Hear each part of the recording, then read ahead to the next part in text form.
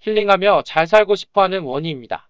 일본 불매로 시작해서 지소미아로 연결되는 지금 한일 군정보보호협정 종료 시한이 하루도 안 남았습니다.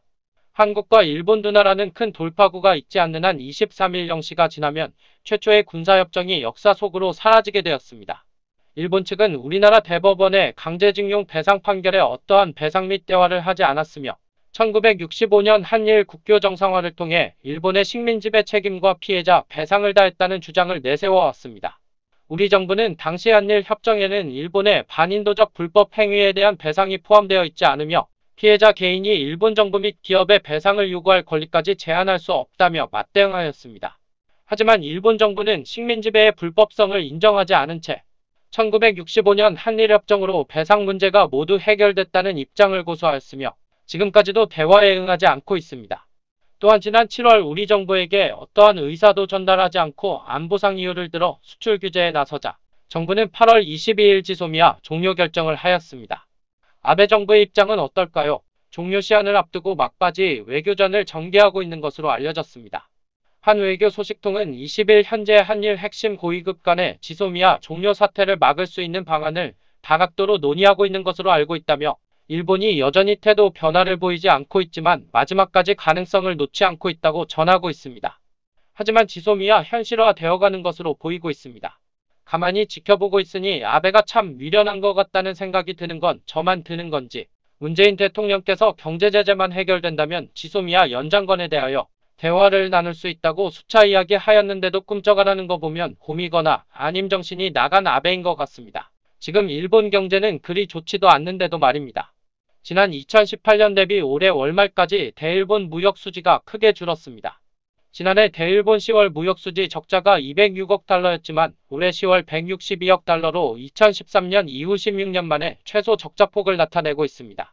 우리 한국의 불매운동을 조롱하는 아베 정부 및 기업들은 5개월 동안 이어지는 한국인의 근성을 보고 많이 놀라고 있다고 하네요. 일본 10월 상중순일에서 20일 무역 수지는 2,355억엔 약 2조 4,892억 원을 기록했다고 니케이 신문이 8일 보도를 했는데요.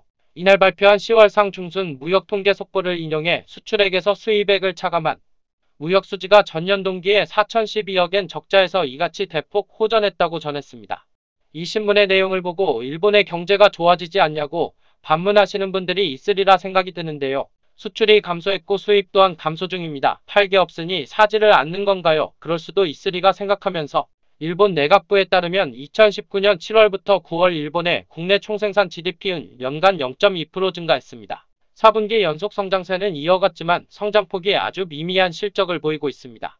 한일 관계 악화로 인해 대마도 및 일본 각 지역의 한국인 관광객이 급감하면서 소비가 위축되었다고 봅니다. 또한 미중 무역 분쟁으로 수출이 감소한 것도 한몫하고 있습니다.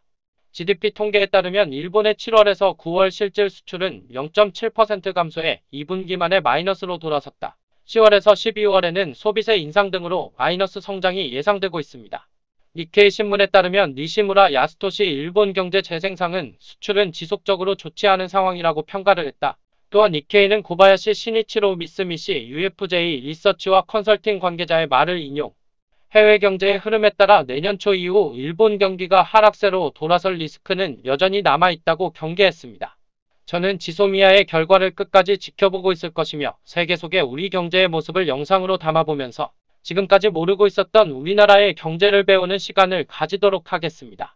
오늘 하루도 힐링하는 하루가 되시길 바랍니다. 좋은 정보였으면 구독과 좋아요 부탁드립니다.